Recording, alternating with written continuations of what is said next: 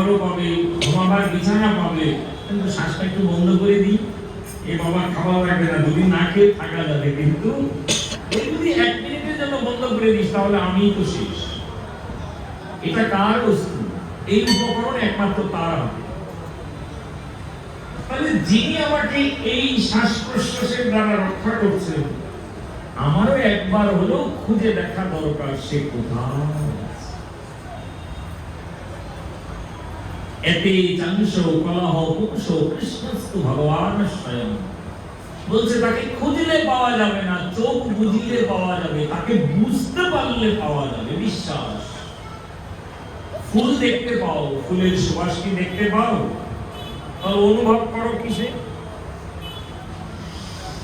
আগ্রাণ করে ফুলের সুবাসটা বুঝি, দেখতে পাচ্ছি ফুলটা, কিন্তু এর গন্ধ তো দেখা যায় না।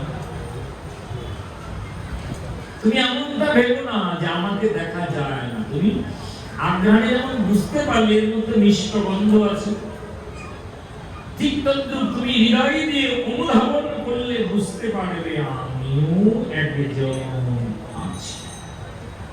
আমাকে দেখে কেউ ডাকতে পারে না, আমাকে ডাকতে ডাকতে কেউ দেখতে পারে। রাধে রাধে।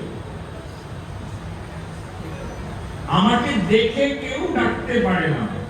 যদি কারো সাথ থাকে আমাকে দেখবার, তাহলে আমাকে ডাকতে হবে। ডাকতে ডাকতেই সে আমায় দেখতে পাবে। আর তুমি যদি বলো না, আগে দেখবো তারপর ডাকবো, তাহলে আর কোনদিন হবে। দুধ হতে ঘি পাওয়া যায়, দুধকে যদি বলে এক্ষুনি ঘি দাও, তাহলে দুধ কোনদিন দিতে পারবে না। নাকি পারবে? আছে? সম্ভব না। জানি দুধ হতেই ঘি হয়, তাহলে কিছু প্রক্রিয়া রয়েছে ঘি পেতে গেলে। সেই ভগবানকে পেতে গেল প্রথম প্রক্রিয়াটাই হচ্ছে শরণাগতি, বিশ্বাস। যদি বিশ্বাস প্রক্রিয়ায় আমি যাই, তাহলে আমি ঘৃত রূপে বেলার শেষে, অর্থাৎ জীবনের শেষে হলেও ওই চরণ কমল। সেজন্য আমরা অনেকে বুঝে বলি, অনেকে না বুঝে বলি। কি বলি? বিশ্বাসে মেলায় বস্তু তর্কে বহু। বিশ্বাস করলে পাথরেও ফুল নাকি। আমায় কত ভালোবাসো হরি থেকে আনালে, আমায় কত ভালোবাসো হরি থেকে আনালে। তোমার নামে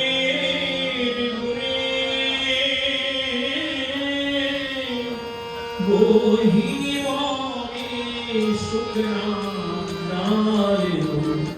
ফল ধরে, আমায় কত ভালোবাসো হরি আনারে। হরির নামের গুণে গহীন বনে শুকনার আলো। ছোট্ট জিনিস আমরা দেখিনি, কেউ বিশ্বাসটাই করি যে পরশ পাথর ছোঁয়ায় দিলে কি হয়? লোহার সোনায় পরিণত হয়। না, হয় না? পরশ পাথর তো জাগতিক জগতেই সেই সময় পাওয়া যেত, না হলে তার কথা আসতো না। পরশ পাথরের ছোঁয়ালে যদি লোহাটা সোনায় পরিণত হয়, এটা দেখি না, বিশ্বাস তো করি না।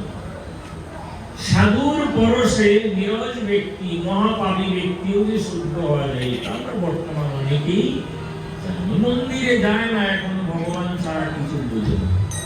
যাকে জোর করে প্রসাদ খাওয়াতে হতো, এখন সে প্রসাদ ভিন্ন কোনো কিছুই গ্রহণ করে। সবটা নামের খুব। তাহলে আমার কি করতে হবে? শরণাগতি। যে কথাটা বললাম যে হরির নামের গুণে, হরিকে যিনি হরণ করে। এই জাগতিক জগতে চুপ ডাকাত হরণ করে কি? আপনার আমার বিষয় সম্পদ। ভগবান হরণ করে আমাদের পাপ, তাপ, দুঃখ। না হলে মন্দিরে এসে কেউ বলতাম না মাগো আমার দুঃখ দূর, বলতাম না। পুরীতে গিয়ে জগন্নাথের কাছে গিয়ে কেউ বলতো না অগতির গতি তুমি অনাথের নাথ, তুমি নাকি ভক্তবাঞ্ছা পূর্ণকারী, তুমি জগন্নাথ, তুমি আমার মনোবাঞ্ছা পূর্ণ করো। তাহলে ভগবান যা হরণ করে পাপ তাপ দুঃখ অপরাধ দোষ, সেজন্য ভগবানকে বলা হচ্ছে শ্রী হরি, শুধু হরি না, তিনি শ্রী হরি, যিনি হরণ করেন সুন্দর।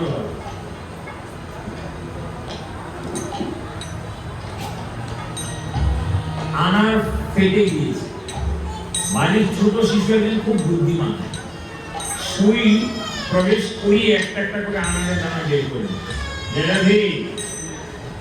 একটা আনার কোনো কারণে ফেটে গিয়েছে, বাড়ির এক শিশুর খেতে ইচ্ছে হচ্ছে, মা বলছে আগে ঠাকুরের ভোগে দেই তারপর তুমি পাবে।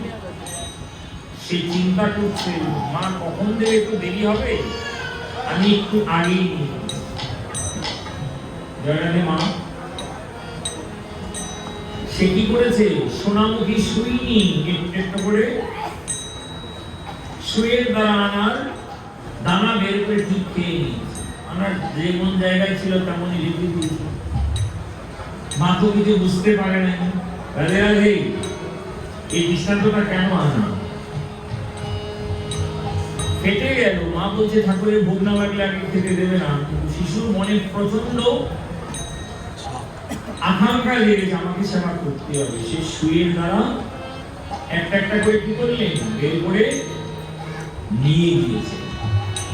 এটা কি করলো, সেও হরণ করেছে, কিন্তু সুন্দর ভাবে হরণ করেছে, যেটা কেউ বুঝতে পারে না। রাধে রাধে, ভগবান এমন ভাবে আমাদের পাপ তাপ দুঃখ দুষ অপরাধ সব হরণ করে নেয়, কারো সামনে তিনি কাউকে ছোট করে না, কারো কাছে গিয়ে কারো দুঃখের কথা ব্যথার কথা বলেও দেয় না।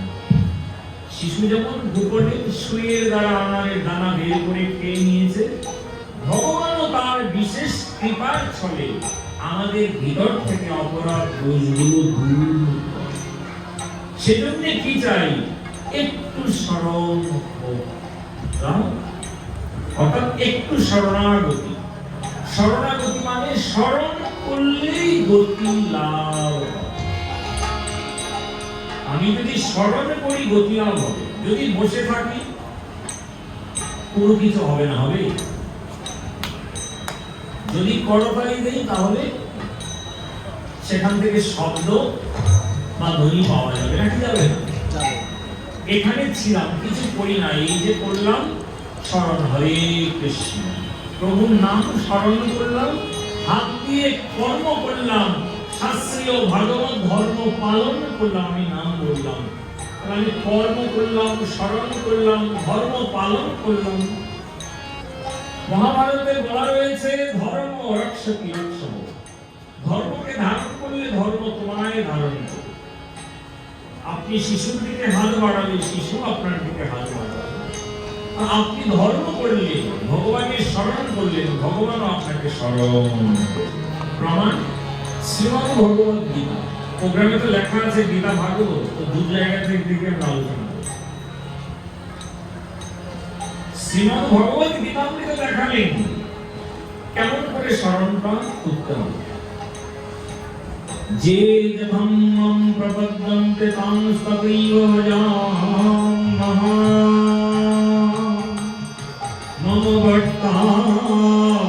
ভক্তানুবর্তন্তে মনুষ্যা পার্থো সরসো। কাউকে কোনো বাধ্যবাধকতা দেয়নি কিন্তু বাবা।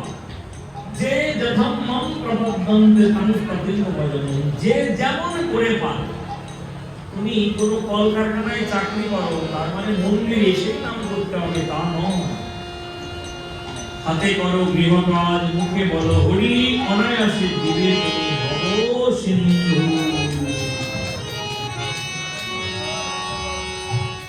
শুধু কথা হচ্ছে আমাকে স্মরণ করতে হবে। কারো মধ্যে যেন সন্দেহ না আসে, এই জন্য একেবারে ভেঙে চুরে বলে দিলেন সহজ করে, যে যথাম্মাম প্রবদ্ধন্তে তাং ততৈব ভজাম্যহং। তুমি এমন ভাবে আমাকে স্মরণ করবে যেমন ইচ্ছা। ছোট শিশুকে বলছে তুই কি খাবি, বিস্কিট, চানাচুর, রুটি, অন্ন সব আছে, আমি কিছু খাবো না। তা বললে কি হয়? বলছে কিছু খাবি না, তা বললে কি হয়? যে কোনো একটা কিছু বলছে তুমি আমাকে যা ইচ্ছা দাও। তখন কি করে মা তার নিজের ইচ্ছা মতো সেবা করে, নাকি করায় না? শ্রী ভগবান এতই কৃপালু যে আমাদেরকে নিজ গুণে ঘোষণা করে দিলেন, যেভাবে পারো যেমন করে পারো অন্তত আমাকে কিন্তু স্মরণ করো, ভুলে যেও না। 10 মিনিট ফোনে কথা বলতে না পারো, একটা মেসেজ তো দিতে পারবে। ভগবানকে স্মরণ করা হচ্ছে মেসেজ দেওয়ার মতো। তিনি বুঝলো আমি তাকে বলি নাই, প্রভু আজ অফিস যেতে দেরি হয়ে গেল। মন্দিরের গেটে থেকে প্রণাম, মা আজকে আসতে পারিনি, দেরি করে চলে গেল। অফিস শেষ করে আসার পথে মন্দিরের সামনে দাঁড়িয়ে বলছে আজকে তোমাকে আর দেখার সৌভাগ্য আমার হয়নি, কারণ রাত্রে আস্তে আস্তে দেখি মন্দিরে দরজা বন্ধ। এই যে আক্ষেপটা জানলো, আপনি কি করলেন? স্মরণ করলেন। এই স্মরণটাই আপনাকে গতি দান করবে। শুধু ঘন্টা বাজালেই আমার ভগবানের পূজা হয়ে যায় না, ফুল বেল পাতা অঞ্জলি দিলেই ঠাকুর প্রসন্ন হয় না। ঠাকুর প্রসন্ন হয় একমাত্র ভক্তির সহিত শ্রী ভগবানকে স্মরণ।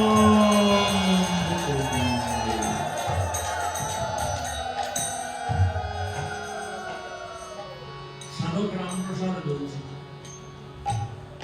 তোর পূজা তুই শিখিয়ে দে মা, শিখিয়ে দে তোর আরাধনা।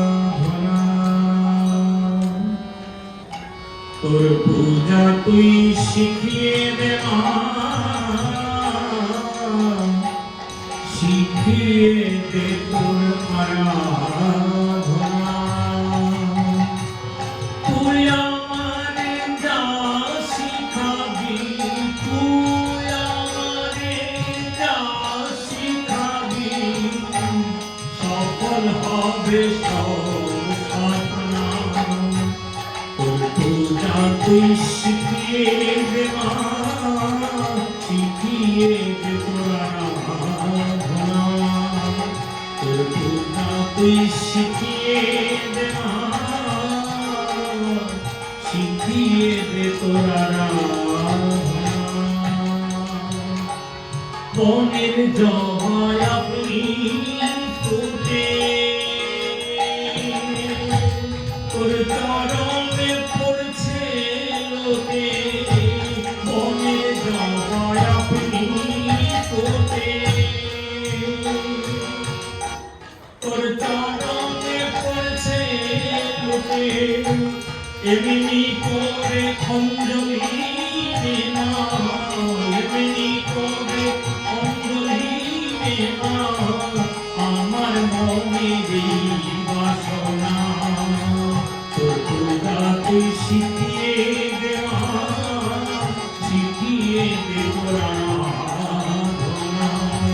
তোর পূজা তুই শিখিয়ে দে মা, শিখিয়ে দে তোর আরাধনা। তুই আমারে যা শিখাবি, তুই আমারে মা,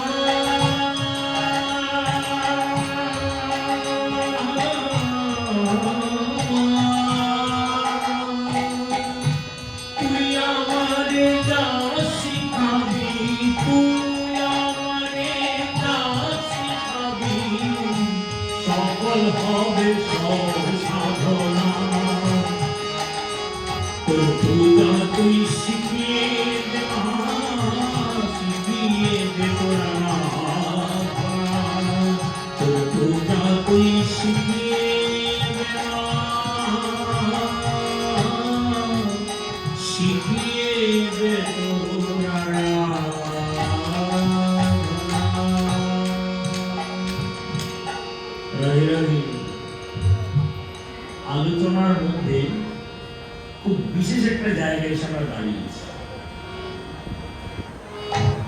শিশুর আনারের দ্বারা বের করাটা ছিল সুন্দর সুচারু রূপে শ্রী ভগবানও আপনার আমার মধ্যে থাকা, জানা অজানা, খুব লক্ষ্য করুন, মনোযোগ দিয়ে, জানা অজানা যত দোষ ত্রুটি আছে সব তিনি হরণ করবেন অত্যন্ত যত্ন করে, সুন্দরভাবে। আপনার বাড়ি শিশু সন্তানের গায়ে যদি কোনো ফোড়া হয়, গোটা হয় বা কোনো কিছু দেখা দেয়, আপনি তার সেবা যত্ন করবেন, সর্বাত্মক চেষ্টা থাকবে তার গায়ে যেন ব্যথা না। সে কাদা মাটিতে খেলাধুলা করেছে আর গায়ে হয়তো কোন রকম সমস্যা দেখা দিয়েছে।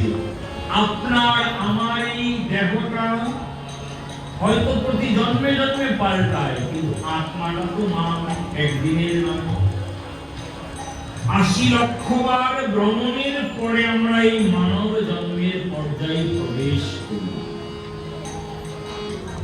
আপনি পথে যদি ১ ঘন্টা হাঁটেন, আপনার পায়ে যেই ধুলা লাগবে, যে ব্যক্তি পথে ১০ মিনিট হাঁটলো তার পায়ে সেই ধুলা কখনো লাগবে না। খুব মনোযোগ চাই।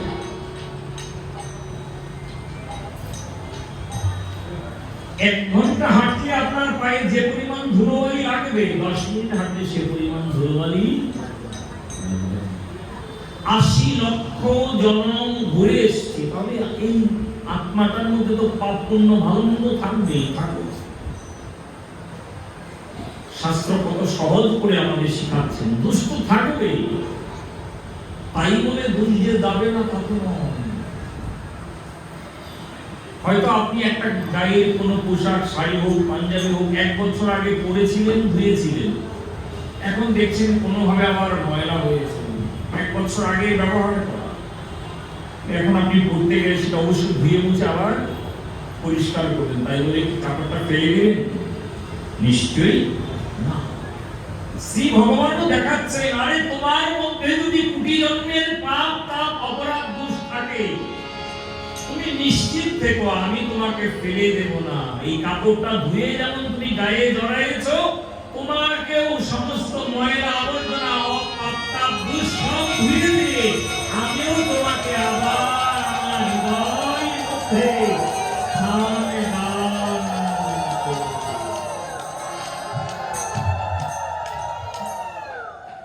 কি করব? আমিও তোমাকে সমস্ত কিছু ধুয়ে মুছে তোমাকে তুলে নেব। এ ভগবান, এখানে তো আমি ডিটারজেন্ট পাউডার ব্যবহার করছি, তুমি আমাকে পরিষ্কার করবে সময় কি দেবে? আমাকে কাউকে পরিষ্কার করতে গেলে কিছু দিতে হয় না, আমার দৃষ্টি, আমার করুণাটাই যথেষ্ট। তুমি নির্মল করো মঙ্গল করি, তুমি নির্মল করো মঙ্গল করি, মলিন মর্ম ছাই, তবু পুণ্য কিরণ দিয়ে যাক মোহ কালিমা বুঝাই, মলিন মর্ম ছাই,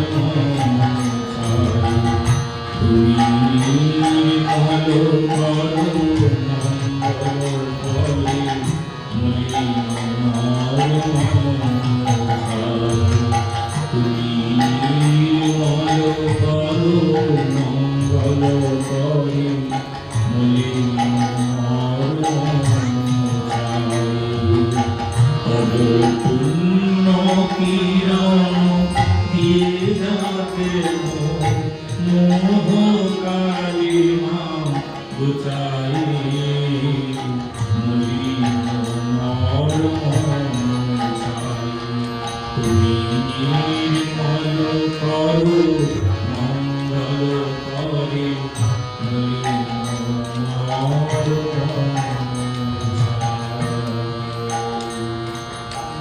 রাধে। ভগবান কাউকে যে পরিষ্কার করেন, মানে আমাদের পাপ তাপ অপরাধ কিভাবে ধুয়ে মুছে দেন, তার নির্মল হস্তের দ্বারা তিনি সবটা ধুয়ে মুছে পরিষ্কার করেন। কেউ ব্যথা পেলে, অন্য কেউ হাত বুলিয়ে দিলে মানুষ এত আরাম কেন পায়? ব্যথা কমে যায়?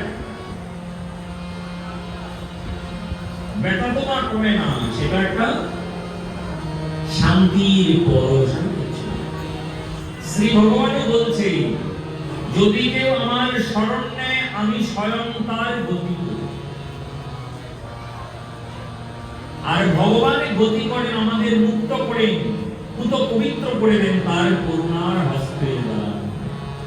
নির্মল কর মঙ্গল করে, ভগবানের হাতটা সকলের নির্মল কর মঙ্গল করে, মলিন মর্ম তব পুণ্য কিরণ দিয়ে যাক মোর মোহ কালিমা। আমাদের জীবনে মোহ আছে বলে আমরা দুঃখ